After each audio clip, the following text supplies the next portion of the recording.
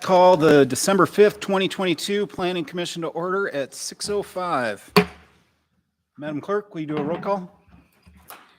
Commissioner Glenn, Here. Commissioner Allen, Here. Commissioner Chesbro is absent, Commissioner Rubio, Here. Commissioner Kendig, Here. Commissioner Glashan, Present. Commissioner Scoggin. Here. We have a quorum. Thank you, Madam Chair. Let's go a little unusual. Ms. Baudelaire, would you please lead us in the pledge? Allegiance to the flag of the United States of America and to the republic for which it stands, one nation, under God, indivisible, with liberty and justice for all. All right. Do we have any additions or changes to the agenda? All right. Any objection to approving the agenda as written? Hearing and seeing none, the agenda is approved. Look at me going out of order again. All right. So the consent agenda, we've got the minutes from the November 21st, 2022 meeting. Is there any objection to approving the consent agenda as written? Hearing and seeing none, the consent agenda is approved. All right, on to audience participation. Do we have anyone signed up? Do we have anyone online? Is there anyone in the large and illustrious audience that would like to speak for 3 minutes on any topic their heart desires? You in the back, you look pretty interesting. Would you like to speak for 3 minutes? All right, is there any objection to closing audience participation? Hearing and seeing none, audience participation is closed. So we've got no hearings tonight, so we're on to some very short presentations. Oh no, we're on to proclamations. Mr. Ortiz? I guess I'm supposed to do some proclamations here for some people.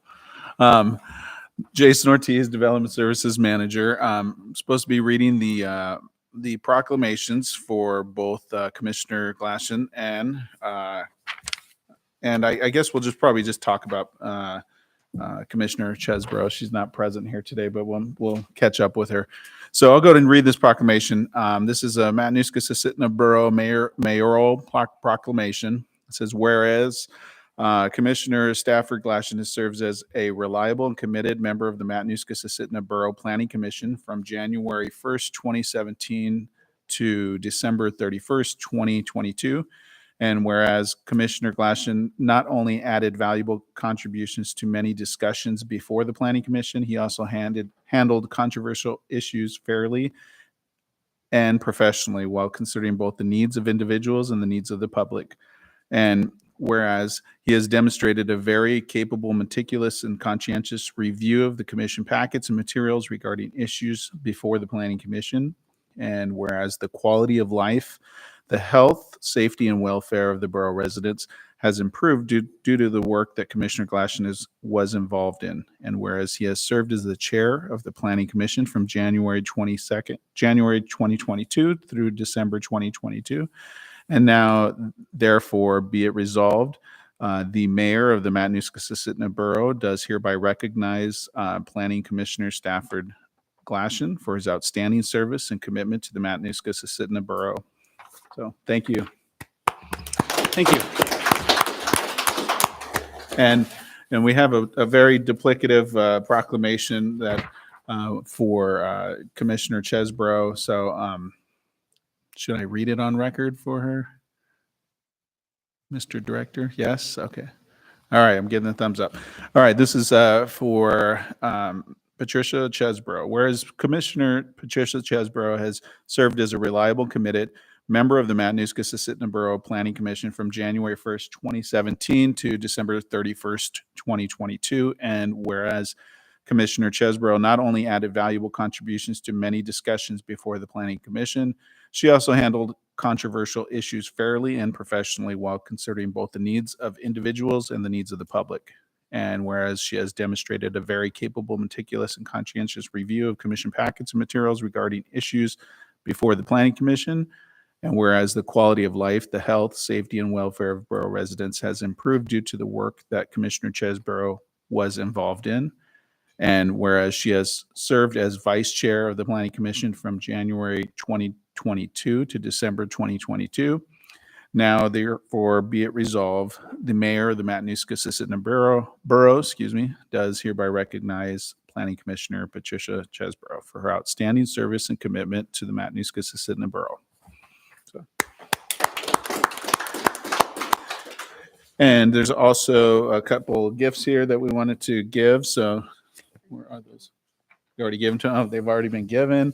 But I just wanted to say, yep, we got some nice plaques, some gifts there. Pat will hopefully get hers. If she doesn't, then it's going to be ours. No, but I personally, I valued the time when I was on the Planning Commission with both of them. Just their expertise and leadership. I think both Stafford having his background as an engineer and to really decipher and dig into it. It was always admirable to see both Stafford and Pat come to the Planning Commission prepared, having read the packet, knowing what was going on, asking those difficult questions, and being able to take the heat and reciprocate that whenever a decision was made, no matter what it was for, whether we had some packed audiences or what was going on. So I think both of you guys are going to be missed on the commission. So thank you. Thank you. Well, I hope I was a better member than I've been as a chair lately, just skipping around the agenda. I didn't forget about you. I just forgot to cut and paste it into the large words that I need for these old eyes. So we need to get through a presentation on the long-range transportation plan. Is it Ms. Anderson, Ms. Solian? Yeah, I think I'll go first a little bit. No. Okay. Kim Solian, Planning Services Manager.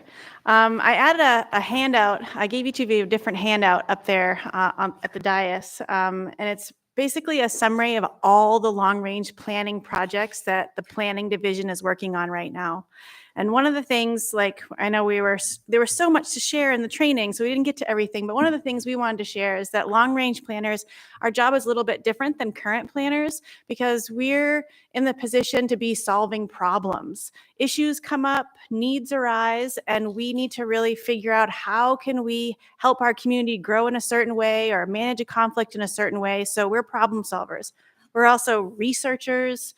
We are communication professionals. We are sometimes demographers, sometimes statisticians, sometimes report writers, sometimes community, counselors, sometimes facilitators. Like, our jobs are really diverse because when we're looking at long-range planning and all the things that go into a community to make it great, there's a lot of pieces to connect with. There's a lot of things that we need to understand to help work with the community to figure out what they might like to see or what might need to change in terms of how the borough is looking at how land could and should be used or managed. So, one of the things we talked about earlier is that our community is growing and changing, and we are, surprisingly, the fastest growing community in Alaska, and in some parts of the country, we are still breaking records. I think we grew by 22% over the last 10 years, and it's projected to continue to grow until 2050 at that rate. That's a lot of people adding to our community every 10 years. And with more people there's more needs. There's changes on the landscape. Another thing that's interesting about our community is that in terms of our demographics, one thing that's interesting is that over the next 10 or 15 years, our population of seniors is going to skyrocket. Our population of, currently people living in poverty with disabilities, veterans, youth, and seniors make up the largest population of our community. And so all those groups have higher needs. And so figuring out how do we make sure that someone who lives off the Parks Highway in between Talkeetna and Trapper Creek could get to Palmer to go to a medical appointment or get a ride to work. I'm talking about public transit. Like, it's something that we're not even thinking about. So as our community grows and our demographics change, there's new needs.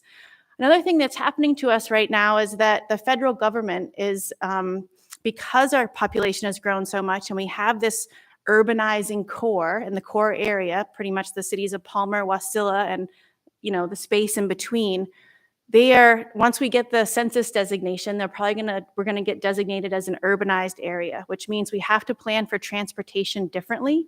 We have to work with the state and the cities and the tribes and figure out how we prioritize what roads, which bike paths, which pedestrian facilities, which transit facilities are most important to serve the community. And that's something that we haven't done in the past. The state does what they want, the borough does what they want, the cities do what they want. All of a sudden, for this core area, we're going to have to work together. So we're forming a metropolitan planning organization. The other thing we're going to have to do differently within the next year is manage stormwater. So when there's a rain event or when there's snow melt and the water runs off our roadways or our parking lots, our roofs, and goes into a water body, a water of the US, we can't just let that happen anymore because our community has grown so much. We have a lot of impervious surfaces. It's like there's issues with water quality because of that growth. So we're going to have to design guidelines on how to manage that stormwater. We've never done that. Another thing that we've never done that we're going to have to do is be involved in public transportation. Because right now, all of our public transit providers are nonprofit organizations and the local government isn't involved. But once we become urbanized, they'll no longer be able to access federal funding to support the transit services. So the borough is going to have to become a pass-through, which means we're going to have to stand up a program, which means we're going to have to think differently about people who don't drive or are physically not able to drive. How could they access a public transportation system in an efficient way? And what does it have to do with land use planning or where people live or where they work? So all of these changes are happening because our population is growing, and it's requiring that the borough have a plan to navigate all these new issues. And so this big long list is all the plans that we're working on that have something to do with people living here and our changing demographics and trying to figure out how to support the infrastructure needs for our community. I think I just wanted to give you this list because we're going to be bringing these plans to you, maybe for work sessions, certainly just educational updates to let you know where we're at and in the process of these plans. All of these plans have a public involvement component. Like one of our code of ethics is to make sure everything that we bring forward in a plan has been vetted through the community, and there's been a lot of deep conversations. And so we're not just imagining things on our own and bringing it forward. Like they're really community-driven plans based on the powers that we have as a local government, which are kind of unique for the borough. We don't have all the powers that some governments have. We mentioned earlier that we have 8 boards and commissions. These are all open. You would all be welcome to sit in on them. There's 2 Metropolitan Planning Organization boards. There's going to be a new Transit Advisory Board. We have a Historic Preservation Commission, Transportation Advisory Board. We're planning a Midi Olympics in 2024, Arctic Winter Games. Like the range of things that our little division is working on is huge. And I just wanted to make sure that you all had a list of projects and know that if you wanted to talk about any of them, if you would like us to come do a presentation about any of these, many of you said that comprehensive planning and transportation issues were issues that you're concerned about and would like to know more about. We would love to come talk to you a little bit more about some of the issues that we're working on and the things that we're hearing, just so you can give you some more background. So I just wanted to highlight that. But really, this session was for Kelsey to update you on the borough comprehensive plan and the process that we're in right now. But I just wanted to make sure that, you just had a touch point for all the different plans that we're working on so that you all have tools maybe to make recommendations on how, land should be used, or make a recommendation to the assembly about something that you might want us to work on or do a work session on together. There's a lot of juicy stuff there, but I'll stop talking because it's been a long 2 hours for you, I'm sure, and you want to get home early. But I guess that I'll pause now and invite Kelsey up. Ooh, yeah, marathon day. Kelsey Anderson. I'm a Planner 3 in the Planning Services Division. We did go over a lot of comprehensive planning. We were able to cover kind of the point, why it's in Alaska state statute, why local governments have to have a comprehensive plan, and some of the things that we're going to be thinking through during this process.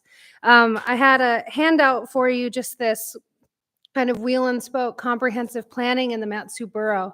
So within Borough Code, there are, I believe, 8 kind of overarching themes under the design of a comprehensive plan, what the Planning Commission is responsible for putting into a comp plan. I've kind of dialed them back to 5 themes, and I think these at this point are going to be kind of our driving factors for how we're approaching these different topics. But I'll start at the top with land use. So obviously that is the main point of comprehensive planning. We're looking at how to manage growth, how to plan for it, and what that looks like in plan form is a land use map and is an implementation plan. So as I mentioned, our plans in the past have not had this, but it's something that Kim and I and our team are really passionate about, is including an implementation plan in all of our plans moving forward, because it isn't enough to just do the work and have the pretty document. We have to have measurable goals and measurable ways to say, we're actually showing up for our community in a really, with high levels of service and efficient levels of service in ways that they're expecting us to. And then that also looks like reviewing our code, reviewing our development policy to make sure that people who are bringing businesses to the borough, who are developing subdivisions and homes and creating the infrastructure for our quality of life, are being held to a specific standard. So transportation is another one. This is a theme that we have to cover. And we have our long-range transportation plan, but what transportation planning looks like in the comprehensive plan is bringing in the kind of overarching community values and why they want to be able to get from point A to point B, not just an engineer's kind of perspective of this is the road that needs to be built and here's how it happens. So we're looking holistically at non-motorized, at motorized, and at transit all together. And then for public spaces, we're looking at essentially community assets. In the borough, we have tons of natural resources. How are we going to manage for those? How are we going to sustainably develop so that folks who are moving here 50 years from now can actually have the same quality of life that we have? And then also looking at things like hazard mitigation. For economic development, we're really leaning heavily on the Assembly strategic plan. They outline already their goals and their objectives for how they want to see the borough grow. The comprehensive plan is just going to be a tool in their toolbox to be able to use to implement some of their strategic plans. We're going to be looking at things like affordable housing, public-private partnerships for new business development, and then asset management again. And then community services, where we're going to be looking at public facilities. Where are they now? Where do they need to be? Where are the people going to be going? It's not going to be site specific, like there needs to be a new school here built in 2030. More so, it's just going to be a broader idea of what kind of public facilities are people expecting from their borough, and where might the demographics kind of put some of these buildings. And then public utilities, having a conversation around, once again, like what are the services that people are expecting from the borough as we continue to grow, as new businesses continue to move in. I just wanted to touch on a little something that Kim talked about, which is that all of our plans and the comprehensive plan especially are going to be very much so community driven with extensive public outreach. So it is my expectation. So I'm a project employee at this point for 2 years now. So this is going to be my, this is all I work on after a couple of my projects are wrapped up. So I'll be coming to you pretty regularly, definitely at the joint meetings that you have in the spring and the fall, with updates on what is the community asking for. I plan on going to a lot of different community council meetings and doing just some quick drop-ins, like 15 minutes. Tell me what you really love about your community. What do you wish the borough could do better? And starting to have these conversations, and we're already having those right now. So I'm really looking forward to being able to bring that information to you. It's really important for the work that we all do to be able to consider what the residents are asking and what they want. So, yeah, I think that's kind of where I'm at. I'm really also looking forward to using the borough-wide comp plan to bridge the gap internally. We work within silos in the borough where it's kind of difficult sometimes for planning to coordinate with public works, to coordinate with land management, to make sure that we're working as efficiently as possible as a government, as an organization. So there's overlapping of duties and there's a lot of things that we can kind of clean up, and using the comprehensive plan as an internal tool to just kind of guide our vision together is going to be really important. So that's also a major aspect of doing this update, is recognizing that those silos exist and trying to figure out a way to kind of connect the dots between what the community wants, what the borough is able to do, and then executing that through implementation planning at the tail end of it. So if anybody has any questions about comp planning, I can take them now, or you can talk to me later. Do you have any questions for staff? No, the chair just has one comment on the rings of circles, is to, speaking of silos, asset management applies to so much more than just economic development. You know, all of our infrastructure, from experience, I know the borough doesn't know when most of the roads in the borough were built. Well, how do you plan which ones need to be fixed if you don't even know when they were built? So just that one little circle, it could take quite a bit of work. Yeah, 100%. I will say that when I think about asset management too, I think about wetlands. I think about the ecosystem services that we are receiving for free based on just the landscape that we live on. And so that's something to consider when talking about sustainable development and how we're actually going to provide quality of life through the time horizon of the plan, which is 20 years and beyond. But also to speak to that, one of the things that I would really like to do, and I think we're going to do, is a fiscal analysis of the borough, is looking at how land is being used and what that means for things like understanding when a road was built, understanding what the maintenance schedule is, how much money the borough is going to have to be putting aside to keep up on maintenance and things like that for their assets. That to me is the foundation of comp planning, because you can't plan for the future if you don't know where you're at. So if we can't really figure out what it's going to cost to provide services and to protect this quality of life that we're all here for, there's not really a point. So we'll definitely be doing some form of fiscal analysis, whether or not it's internal or external. We haven't decided that yet, but it'll be in there. Thank you. All right, now back to the regularly scheduled agenda. Looks like we're on to commission business. Do we need to cancel the other December meeting, or did we do that last time? We did that at the last meeting. Okay. All right, so we've got the 2023 Planning Commission calendar in the packet. I assume I did not look at the calendar, not being here in 2023. Anybody have any comments on it, Madam Clerk? It's page 9. Do we need a motion to approve it? All right, I will entertain a motion to approve the 2023 agenda. I move to approve, this is Bill Kendig, I move to approve the Planning Commission regular scheduled meetings for 2023. Thank you, Commissioner Kendig. Is there a second? I'll second that motion. Thank you, Commissioner Scoggin. Commissioner Kendig, any comment? No, it looks like standard procedure here. All right, Commissioner Scoggin? He's shaking his head no. No, All right, is there any objection to approving the 2023 Planning Commission meeting as written? Hearing and seeing none, your meetings for next year are approved.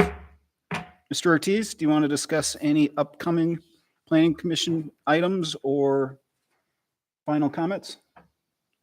I don't have any final comments. Let me look on here. Just take a look. Be sure to take a look at the upcoming list for future PC items. That's on page page 11 of 12, that kind of give you an idea of what's coming before us. There's some pretty hot topic ones on there. So just make sure you guys will look through that and be prepared for those. That's the only thing I'll say. And thank you. And my final comments is I hope everyone enjoyed the training that we prepared today. We obviously didn't allow for enough time, and we thought that we were going to be going through it too fast and not have enough time or too much extra time. So bad planning on the planning department's side. But if you guys want specific topics or other things that you'd like to see us to do training on, let us know. We can try to do it every 4 months or whatever you guys have envisioned. So really talk to us, communicate with us, and let us know what you guys want, and we'll try to do our best to get you the right information. Thank you. All right. Any closing comments, Mr. Strawn? Madam Clerk? Just want to say thank you to Stafford and Pat for their years of service. Thank you. Ms. Beaudelet? All right, Commissioner Scoggin? Any closing comments? No, I thought that training was a great idea, and I would support, doing another one maybe in a few months. The summer's a tough time for everybody, but I think the darker months are good times for people to find more time for that. But yeah, it was helpful for me for sure, and I appreciate the time everybody put into it. Commissioner Glenn? I'm sorry I missed it. I'll have to do it the next time. I was frantically trying to get the rift seamed on the hanger, so sorry about that. I appreciate you guys. All right. Commissioner Kindig? I'd like to thank our outgoing commissioners for their service to the community. Recognize we just take the time out of our lives, and I appreciate you for your service. I also like the work session today, and I might ask in the future, looking for any dates, but if we had a work session specifically on finding of fact and conclusions of law, if we can somewhere in our future, if we can arrange something like that, it will be helpful, I think. Thank you, Commissioner Kindig. Commissioner Allen? So Commissioner Glasson, I just wanted to thank you personally. I feel like I learned a ton from you, being on this commission with you. And you were always tremendously prepared. You ran a great meeting, and I really appreciate the hard work. Thank you. Thank you. Commissioner Rubio? Yeah, thank you very much. I think I'll start saying present now at the roll call. Somebody's got to, right? And happy holidays, everyone. Thanks. I just want to thank y'all. It's been very interesting. I feel like I've grown as a person. I've met some great people, the great staff. It's been fun at times. It's been frustrating at times, but it's life. I wish you guys the best of luck. If you ever have questions about some of these things or legislative things we're involved in or engineering things or whatever, I'm close. Reach out. Next summer we will play tennis, Alex. And with that, the meeting is adjourned at 6:34 p.m.